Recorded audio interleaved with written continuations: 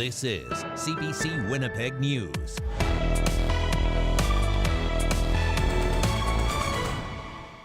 Good evening. Thanks for joining us. Staff and students at the University of Manitoba began their day on high alert. Police were responding to reports of a man armed with a big knife on campus. Most classes were cancelled and students were told to shelter in place while officers scoured the area. But as the CBC's Rosanna Hempel reports, police haven't made any arrests. This is how the day started for many people at the University of Manitoba. An early morning 911 call about an armed man inside the Allen building had police asking people to stay away. The information that were provided to us is very serious in nature. You've got a male present, a report of a male present with a large knife in an area where there may be a lot of students that are arriving to school. Constable Claude Chauncey says the first call to police came from campus security around 6:30 in the morning. The university says security got a call from someone saying there was a man with a knife.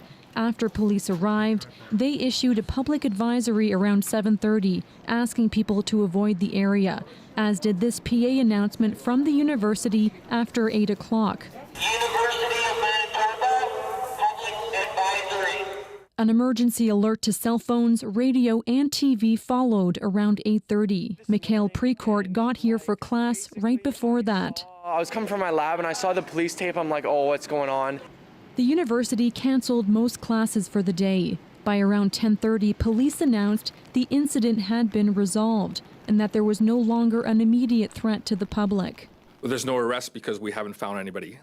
The president of the Students' Union says they heard from a student on social media who said they were attacked.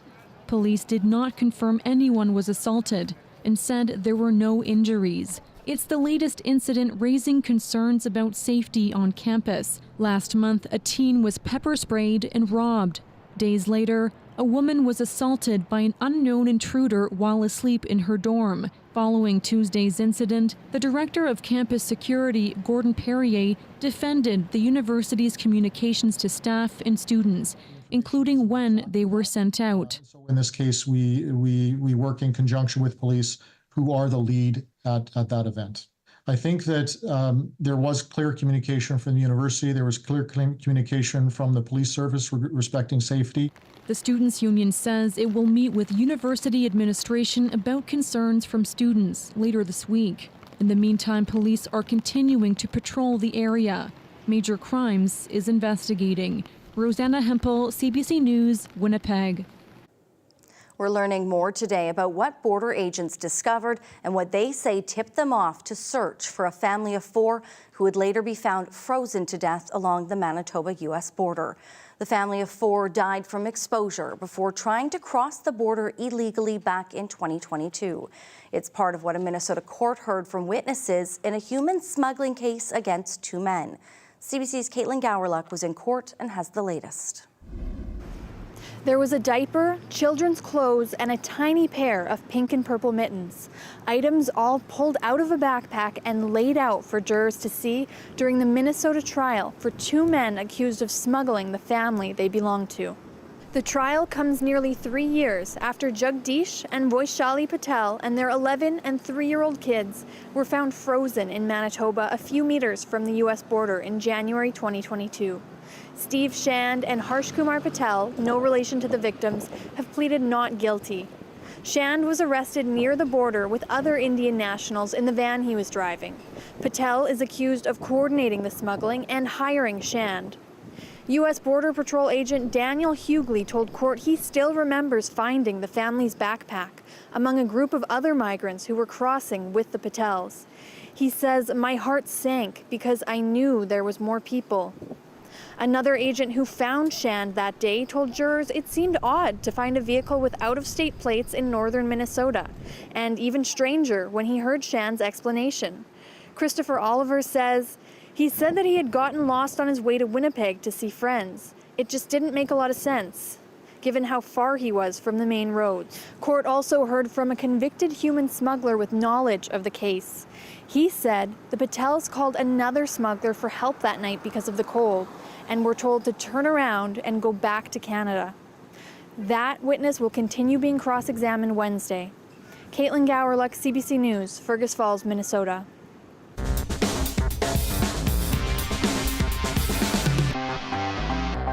Winnipeggers could start seeing housing popping up near shopping malls around the city. At least that's what city staff hope will happen.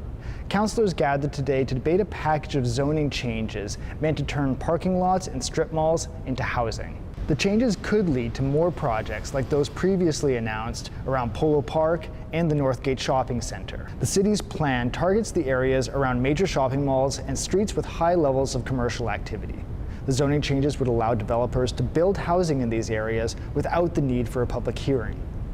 It's part of a series of zoning changes the city agreed to make in exchange for millions of dollars in federal housing money. The city expects the changes to lead to 14,000 new units built over the next 3 years. But some council members, like Transcona councillor Russ Wyatt, questioned how much of that housing would be affordable. What makes you think that today, by us rezoning this land, that it will not do exactly the same and that same pattern that we've had with the industry driving prices up? Property Director Hazel Boris says there's pent-up demand for walkable urban spaces, and prices will decrease as more housing gets built. Once you levelize the playing field and don't require each developer to go through a public hearing process, but instead allow as of right complete communities, those prices start to levelize and come down. This is the first of 2 major rezoning hearings related to the Housing Accelerator Fund. Another hearing on allowing as-of-right construction of 4 units per lot and up to 4 stories near frequent transit routes is expected in March. Cameron McLean, CBC News, Winnipeg. Brandon's police service is on a recruiting blitz. It's offering signing bonuses and paid training to try and fill a roughly 20% void in its workforce. CBC's Chelsea Kemp has the story. Seeing if they have what it takes, dozens of potential recruits try out a practice round of the physical test for Brandon police. The night is one of many ways the police are trying to get more boots on the ground. Clayton Jacobson says he wants to join the force. I've had a huge respect for them for a long time, so it's one of those things, it's a job that needs to be done, and nowadays it doesn't seem like a lot of people want to do it. Inspector Jason Dupuis is part of Brandon Police's new recruitment team. He says they're traveling across the province and Canada to find new officers. They need to hire about 10 people a year to stay fully staffed. We have a perfect storm that kind of happened amongst retirements and expansion. The city grew, the police service recognized, the province and the city recognized the need to expand the police service. At the same time, we had several members retire. Former police chief and current PC MLA Wayne Balkin says recruitment became a crisis about 5 years ago. It's not just a Brandon issue, it's a Manitoba issue, it's a Canada issue. Initiatives have been undertaken where people are given signing bonuses or moving incentives to come and join local police services. Brandon Police is offering signing bonuses for experienced officers and a new paid training program for qualified recruits. On your chin back, yeah. Jacobson says he's surprised how many openings are at Brandon Police and other agencies. Yeah, you know what, somebody with life experience and been out there and done a lot of different things, it's like they need those people that have been out there and can help make a better community, you know? There's about 90 officers in Brandon. That number should be closer to 110. Brandon Police say it hopes its new on-the-job training program helps get more officers on the streets. It's accepting applications until November 30th. Chelsea Kemp, CBC News, Brandon. Let's bring in weather specialist Riley Lachuk now. And Riley, I know a lot of people that are calling right away to try to get those winter tires on that didn't do it already. Yeah, you had warning. Yeah, wicked weather. Yes, especially to the west of us. And we're seeing that start to move a little bit closer to Winnipeg, which I'll show you in just a moment. First, a quick look at our watches and warnings. Still under a special weather statement in Winnipeg, through the Red River Valley and even into the Pembina Valley region. plus this winter storm warning that travels right up the western edge of the province, and this snowfall warning expanded into Norway House, looking at about 25 centimeters of snow on the high end by the time we get to this time on Thursday. So satellite and radar still showing this as expected pocket of rain north of the city, including the city of Winnipeg. Back to the west as forecast. Yes, this is all snow, which transitioned through the afternoon hours, making for some very dicey driving conditions on highways west of the city. I wanted to switch over from that loop to the live radar, which shows us a bit in more detail what we're looking at in terms of that rain snow line right now. So you can see Woodlands, Eli, and east. This is a rain event still, but this has really been closing in on Winnipeg as we've gotten through the afternoon hours today. So I expect as we get through the evening into the overnight hours, we'll start to see some of this transition over to some wet snow and into snow overnight. So we're under this warm pocket of air still here in the city right now, 6 degrees in Selkirk, but 0 in Eli. Brittany will time this out when I come back. All right, thanks, Riley. You're welcome. Manitoba's NDP government is promising to make life more affordable. Wyatt says it will increase competition in the grocery sector and freeze hydro rates. That and more local news straight ahead.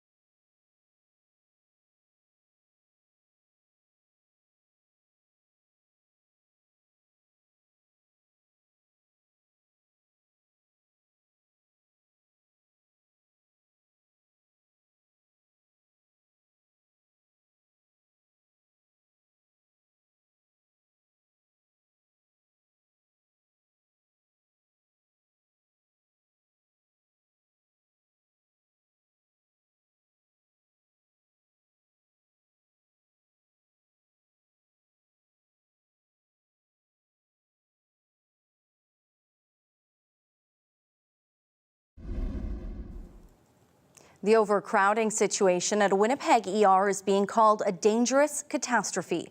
Grace Hospital was well over capacity over the weekend, with some patients waiting on stretchers in hallways.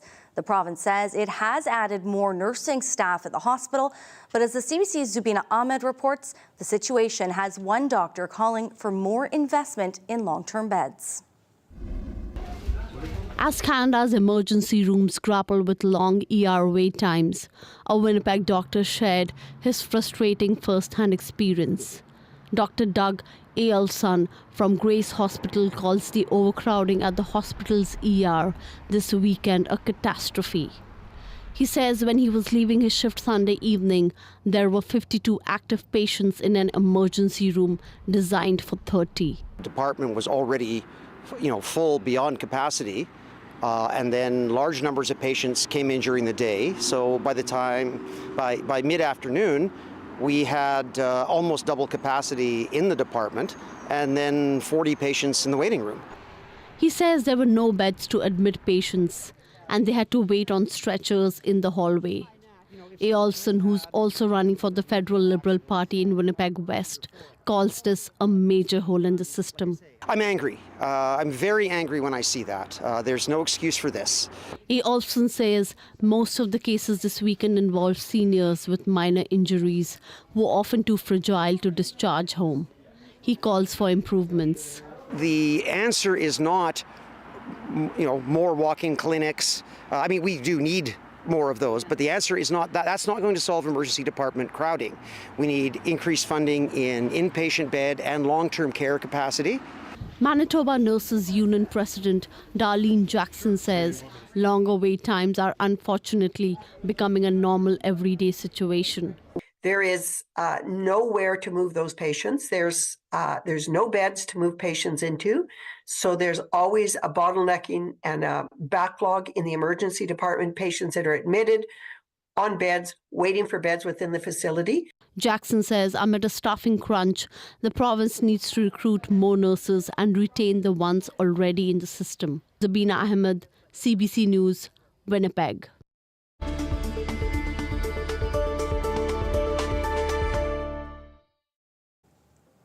Well, healthcare was part of Tuesday's throne speech unveiled by Manitoba's government, and so was affordability. The NDP is trying to take on grocery stores who squeeze out the competition.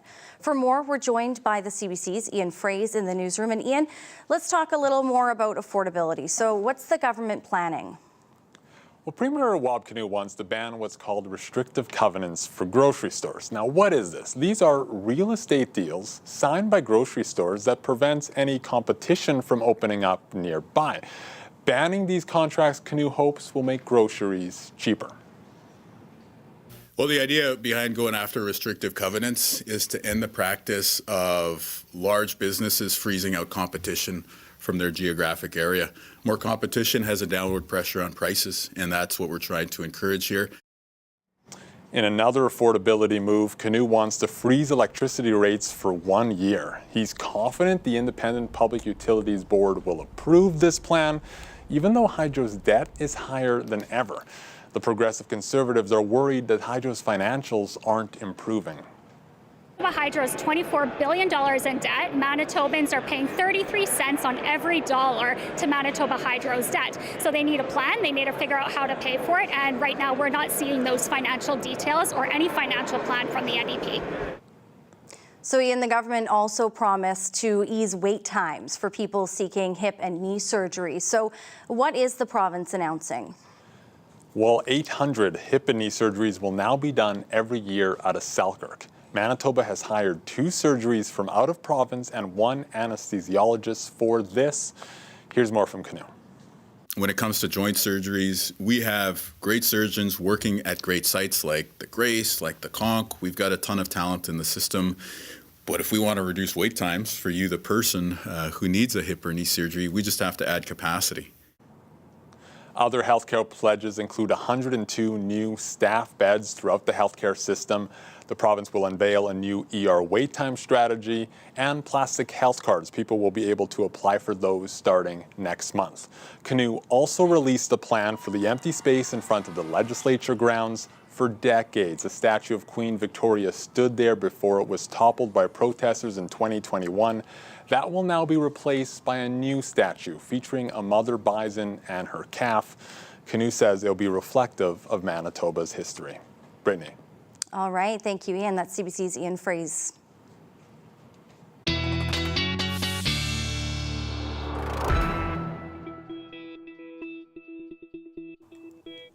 Riley's back, and Riley, you have been a busy man today. Wicked weather around the province. Those roads, not really in Winnipeg, were too bad, but surely outside the city, those pictures we were seeing were incredible. And not too far outside the city, even into McGregor, Portage La Prairie, to the Austin region along the #1 highway. Some collisions earlier in the day, some very slushy conditions. I want to start with a picture. This one's actually from my mom, who took this on Highway 10 near Swan River earlier in the afternoon. As the sun was setting here, you can see snow-covered roads.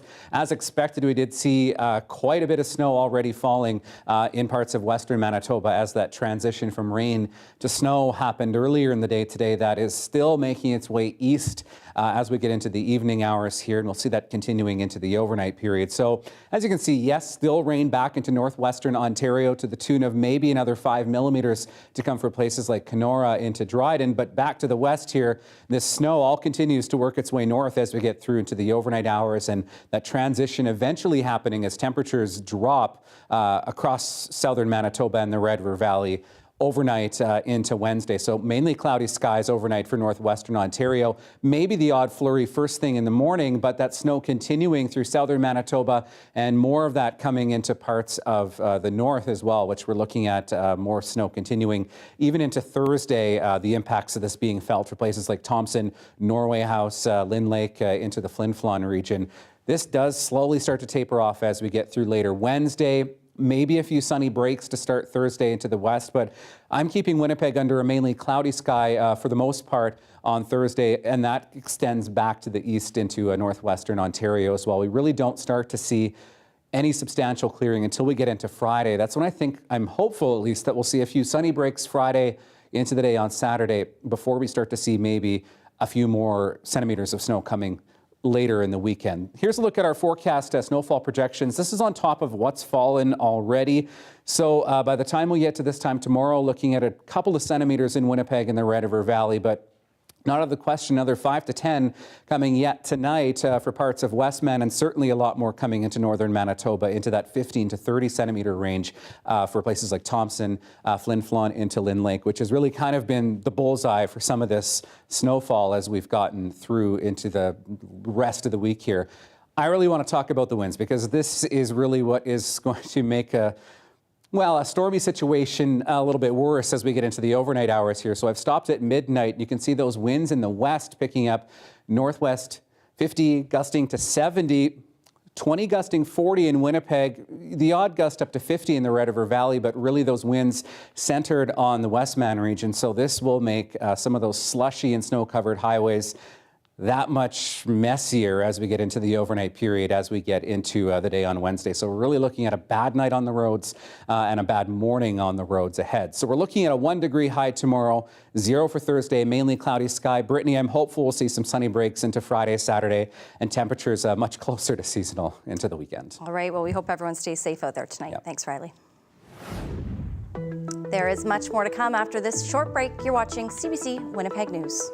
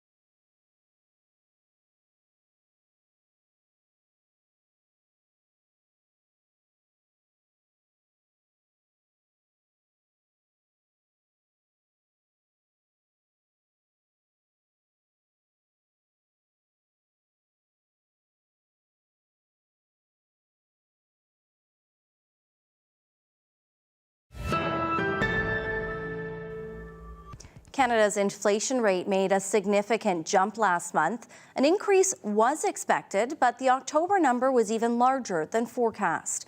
However, it's unlikely to change the Bank of Canada's course on interest rate cuts. CBC's Peter Armstrong explains. Inflation ticked up last month to 2% year over year. Remember, back in September, price growth had slowed all the way to 1.6%. So this is an increase from that, but it was also widely expected. The Bank of Canada targets a range of 1 to 3%, trying to land on the mid-range of that at 2%. So even with this uptick, the overall thrust of inflation remains right on target. So the question isn't so much where are prices now, but more importantly, where are they headed? And that matters for consumers that are still swamped by high prices, but also for the Bank of Canada that's trying to bring down interest rates. I still think there's a fairly good case to continue to gradually bring down interest rates. The way the Bank of Canada would look at it is they're still what they would call restrictive. And given inflation is close to 2%, they probably don't need to be that restrictive. The Bank of Canada meets again in 3 weeks' time. And before then, we'll get the latest GDP numbers and the most recent jobs data. And unless those veer off the expected course, it's a relatively safe bet that the Bank of Canada will cut rates again in December and provide another small dose of relief. But remember, inflation data only measure the rate of change in prices. And yeah, that rate has fallen from a peak of 8.1%, now down to around 2%. But that certainly doesn't mean that prices have fallen. And that's why so many Canadian families feel so squeezed right now. Even if the rate of inflation remains at the target of 2%, all that means is that those already high prices will continue to climb, just hopefully at a more manageable level. Peter Armstrong, CBC News, Toronto. Still no breakthrough at the COP29 climate talks in Baku. Negotiators are trying to work out how much money rich nations must provide to poorer nations to cope with climate change. As Susan Ormiston reports, less attention is being paid on how to cut harmful emissions. Tax billionaires, polluters, and fix the climate, a protest in Brazil for G20 leaders meeting there, who didn't copy that in their final communique, but did send a message to the United Nations Climate Conference in Azerbaijan. In short, get the climate finance deal done this week. We now need to translate political will into practical work. A boost for flagging talks, maybe. But an obvious omission, say analysts, was no mention of fossil fuels. None. As the world's biggest economies and biggest emitters, their statement of walking away from fossil fuel would have made a huge wind in the sail for these negotiations here. Especially after last year's COP in Dubai. It is so decided.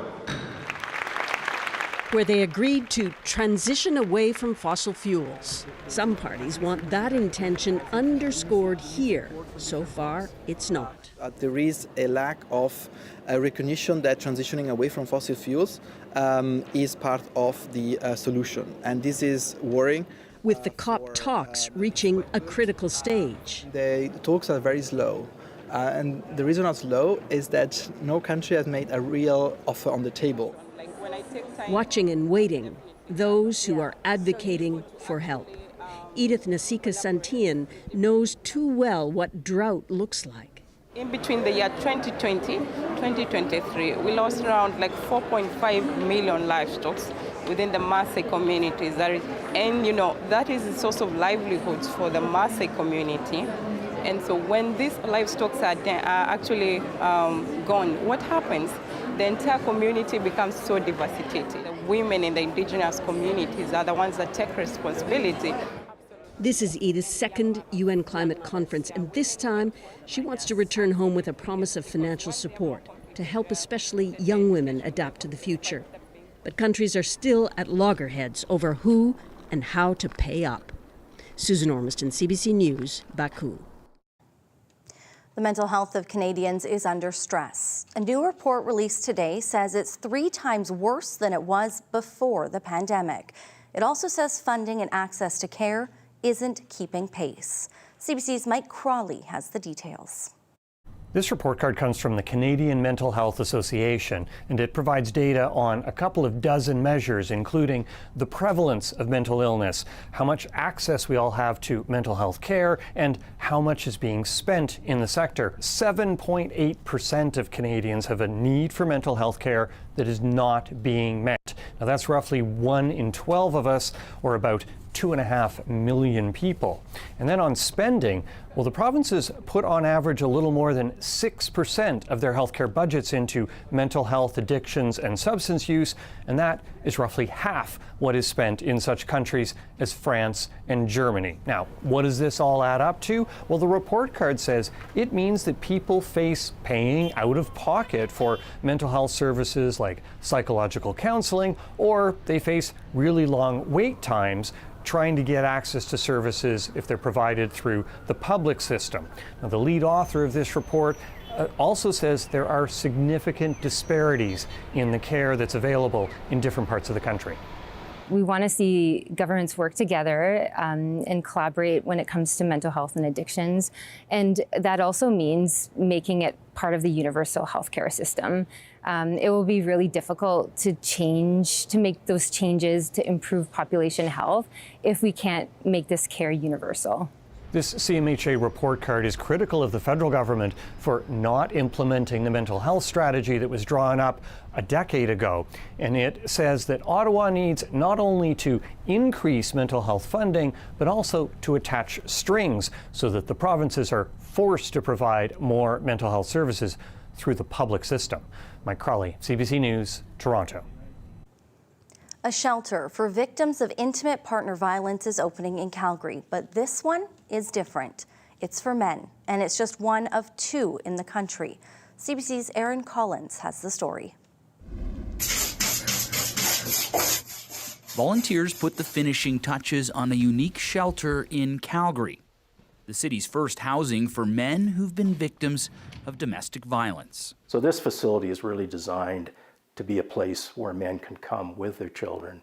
A growing need. Rates of intimate partner violence against men and boys up 20% between 2018 and 2023. Are people surprised when they learn that a facility like this is even needed? Absolutely. Most Canadians don't realize that 1 in 6 incidents of intimate partner violence are against men, and they have no place to take their children and other extended family members where they can stay together as a family. This facility just the second of its kind in Canada. The first opened in Toronto in 2021. I just needed somewhere to go, and I was looking online and I couldn't really find any shelters for men. A sanctuary for men escaping violent relationships. It was a situation where it was like I had to go with my kids, right? So it was just, I couldn't leave her with the kids with them, so I was able to take my kids to go. That Toronto shelter has a constant waiting list. The lack of space, just one obstacle facing men looking for help. Many barriers, and it's not only embarrassment and shame, and also looking unmanly. It's also just because men do not believe that the help is available to them. Back at the Calgary shelter, hope that reality is shifting. We need to have a different attitude towards men's mental wellness and make sure we have the supports and services in place to support every man. A change being made here, one bed at a time. Aaron Collins, CBC News, Calgary. It's exactly 1,000 days since Russia launched its full-scale invasion of Ukraine. And on this day, the war took an uncertain turn. Ukraine used a new weapon, leading Russia to raise the specter of nuclear conflict. Chris Brown reports. Just hours after Ukraine finally got the green light to fire longer-range U.S. ATACMS missiles at targets in Russia, it appears they did, hitting a munitions depot in Bryansk. Unusually, confirmation came from Russia's government first, claiming it shot down 5 of the 6 missiles, while Ukraine's president kept things vague. Ukraine has long-range capabilities, said Vladimir Zelensky, and we will use them all. Russia has been pounding Ukrainian cities like Sumy unrelentingly. But Vladimir Putin's regime said using U.S. missiles on Russia was a red line the West should not cross. We will be taking this as a qualitatively new phase of the Western war against Russia, and we'll react accordingly. Russia announced it's changing its nuclear weapons policy, essentially lowering the threshold for their use. Former Russian President Dmitry Medvedev spelled it out that NATO missiles fired against our country could trigger World War III. When nuclear weapons... This war studies expert says Russia can use sabotage and other tactics before its nuclear arsenal. So I don't think that it would be in Russia's interest to go all out, because there are so many other options that Russia can exploit and can actually do more damage, because once the Pandora box is open, you cannot close it. This day of escalation comes as Ukraine marks 1,000 days since Russia's invasion. I want the end of the war to come as soon as possible, she said. Negotiations instigated by incoming President Trump are what both sides appear to be positioning for. Chris Brown, CBC News, London. Dozens of prominent pro-democracy activists in Hong Kong are going to prison after being prosecuted under the territory's sweeping national security law, which was imposed by Beijing.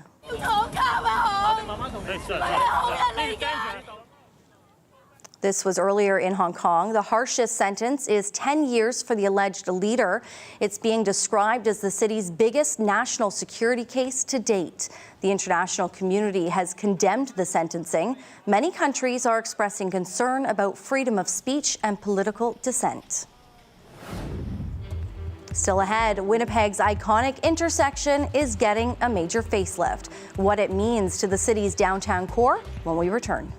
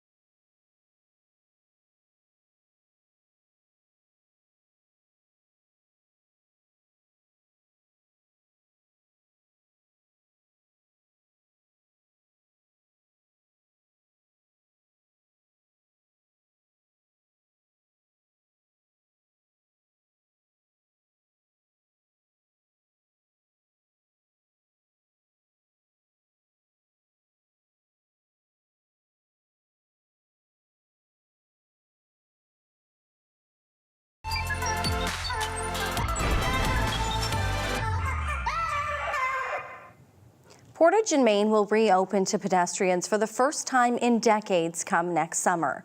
This after the iconic corner was shut down to people on foot in 1979. Now that the intersection is set to reopen on July 1st, how will Winnipeg's downtown change? That's a question CBC Manitoba's urban living contributor Ben Farr dove into for his latest column called My Hometown. Look at this corner. Is anything missing? If you said pedestrians, you'd be right.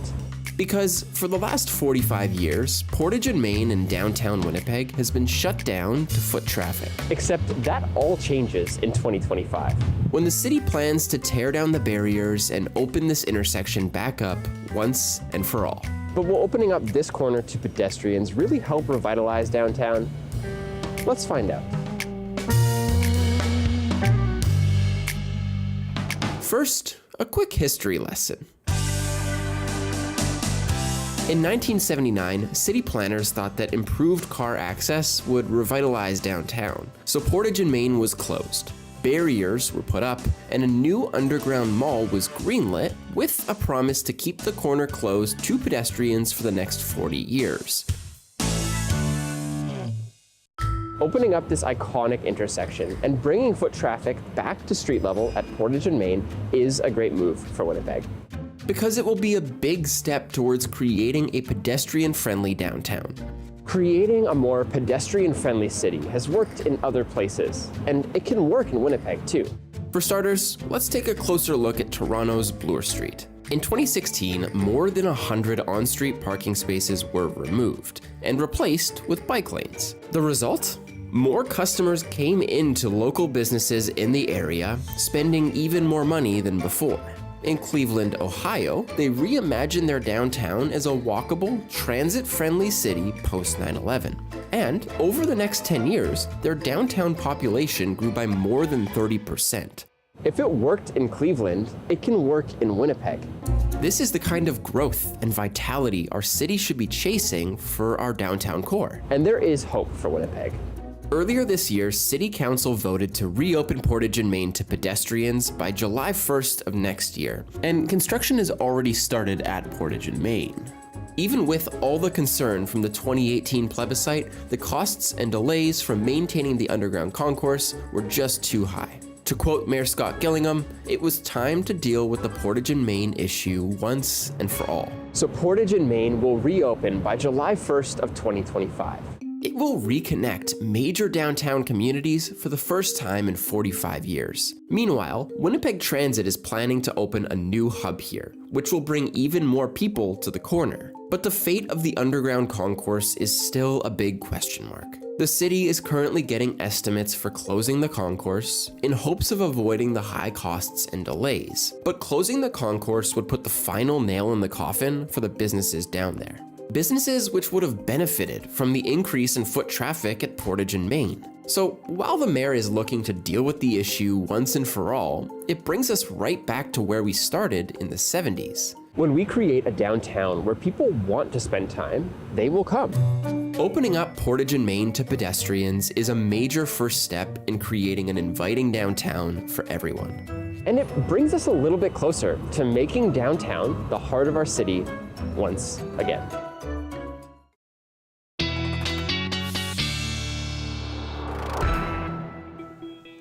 Well, Portage in Main right now not covered in pedestrians, but covered in puddles because it has been a wet, wet day out there in the city. Yeah. For some, I mean, I prefer the rain over the snow. I know that is not the common opinion. I got a note from Deb who says, in the Turtle Mountains, south of Brandon, along the U.S. border, the transition from rain to snow happened at about 7 o'clock this morning. All right.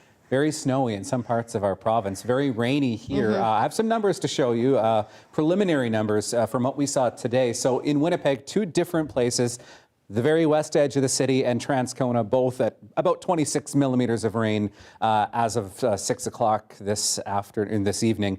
Morris, 22, 23 in Starbuck, just outside the city. Winkler, Carmen in that 16 to 20 millimeter range. So really pretty much on forecast with what we were saying in that 15 to 25 millimeter range for rainfall as we see this transitioning over to snow as we get through the overnight hours tonight into the morning on Wednesday. So here's a dog walking forecast, probably a little bit white and cold tomorrow morning.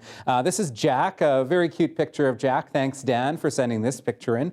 You can keep sending yours to talkback@cbc.ca. We're looking at -1 first thing in the morning, light snow through the morning into the afternoon hours tomorrow, really staying right around the freezing mark tomorrow, +1 in Winnipeg. So some of this could be transitioning in some cases over to some rain back and forth throughout the morning into the afternoon hours.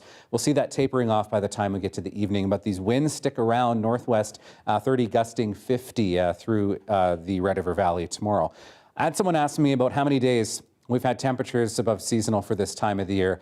Since October 15th, we are now at 36 of those. Couple more days yet before we see temperatures dipping, but certainly a bit of a good benchmark. And you'll recall before that, we did have a good stretch of about 24 days or so where we were above seasonal. So much of the last couple of months, our daytime highs have been above seasonal for this time of the year.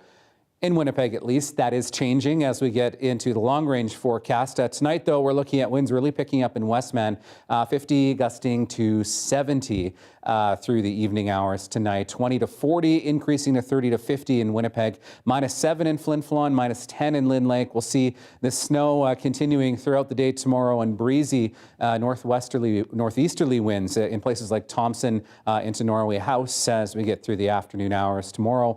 -6s, -5s into Flin Flon and the Paw.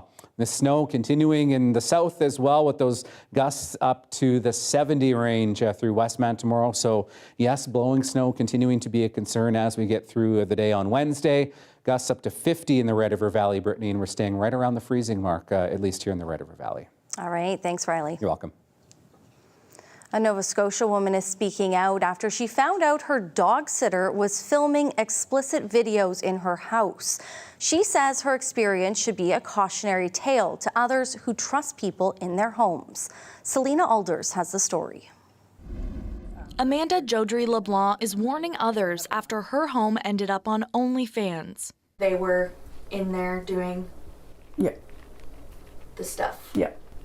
And posted it. She's pointing out her distinct bathroom tile. Seeing it in the background of explicit videos promoted on social media was the moment she realized something was wrong. I guess I was so shocked by it that I still am shocked by it, to be honest with you. The videos were posted on OnlyFans, a subscription website mainly used for pornographic content. The account belonged to the person she'd hired to look after her dogs. The videos are too graphic to show. This person was paid to do a job in people's homes that we trust them to be in and trust them to respect our homes and trust them to respect our privacy, etc. And so it just feels kind of, for lack of a better term, violating.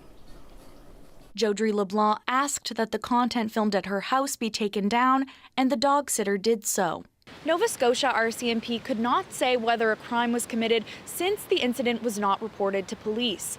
The dog sitter did not respond to requests for an interview.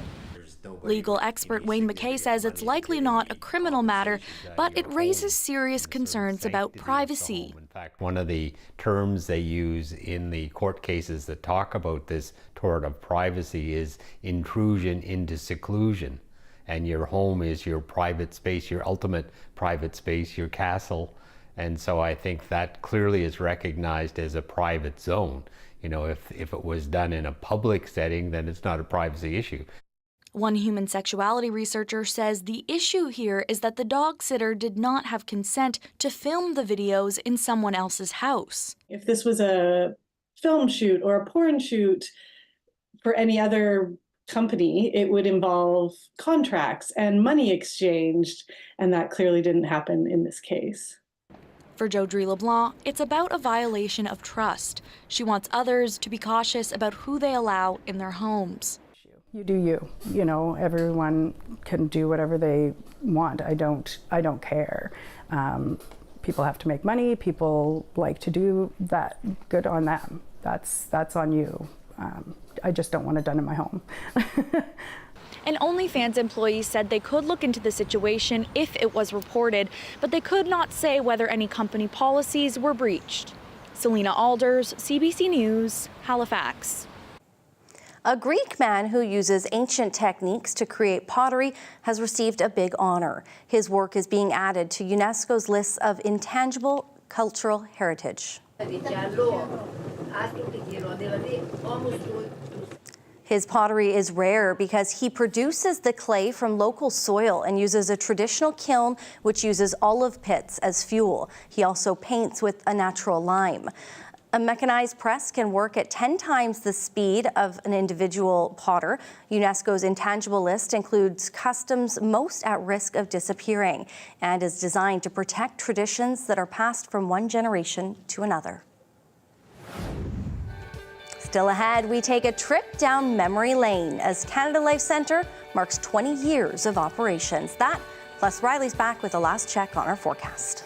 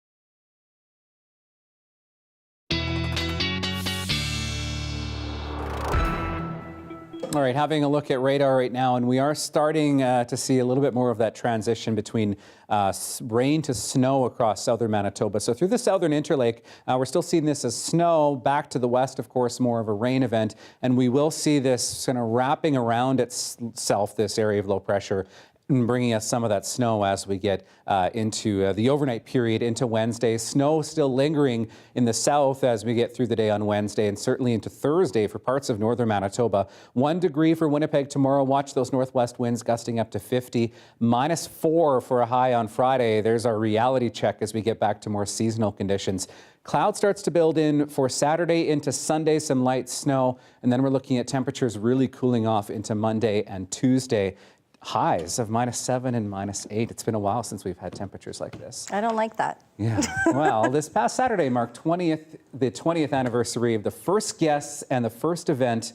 Welcome to what we now know as Canada Life Centre. Our downtown arena, of course, has played host to more than, get this, 2,500 events since it opened in 2004, and recently welcomed its 20 millionth guest. Of course, it's home to our Winnipeg Jets, the Manitoba Moose, and the Winnipeg Sea Bears. But it's also welcomed countless big-name artists like Celine Dion, Taylor Swift, and most recently, Bruce Springsteen. We wanted to leave you tonight with a look back at the last 20 years. Have a great night. Night.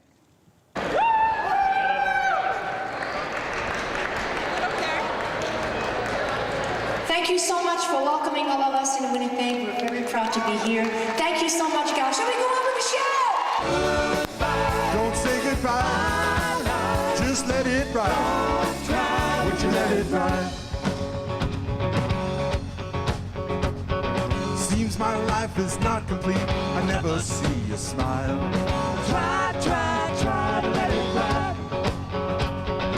Maybe you want the forgiving kind, but that's just not my style. Try to let it ride.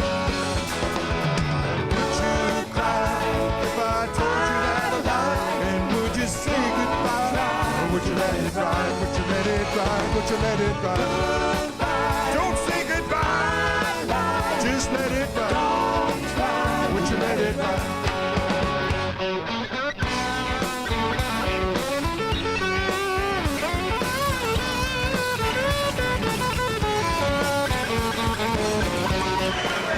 This is just too much. This is just wonderful. My goodness.